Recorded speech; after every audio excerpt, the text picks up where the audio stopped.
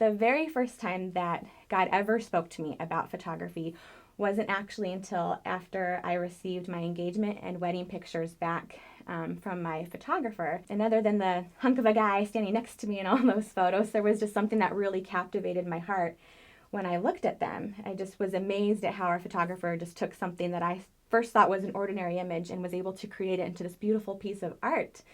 And I remember just staring at them and really feeling like a voice inside of me saying, you can do this. Was so moved by that I actually ended up asking my husband for my very first entry-level camera that year.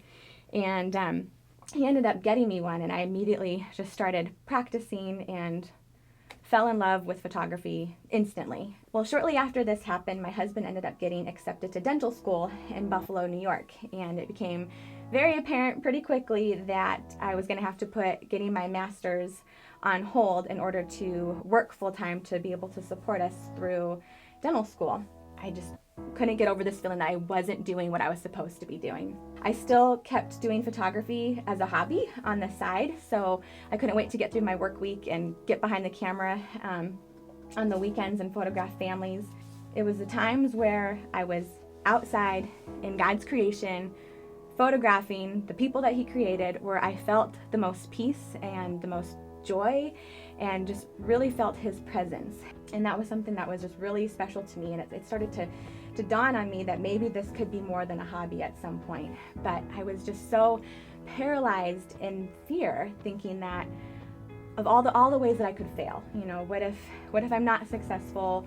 What if I'm not good? What if I disappoint people? What if I can't bring enough income in order to support my husband and I? Well, probably after about the 100th time that I came home crying from work, my husband finally just sat me down and was like, look, Breanna, you just moved clear across the country with me in order for me to pursue my dream, my passion.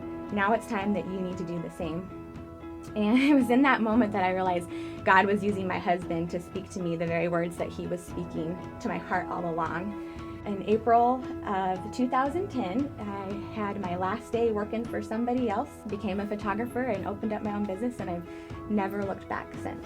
I sometimes just stand in awe and amazement at what it is that I'm doing, because this was never part of my plan. Photography was never part of my plan, but he took it and ended up making it my passion.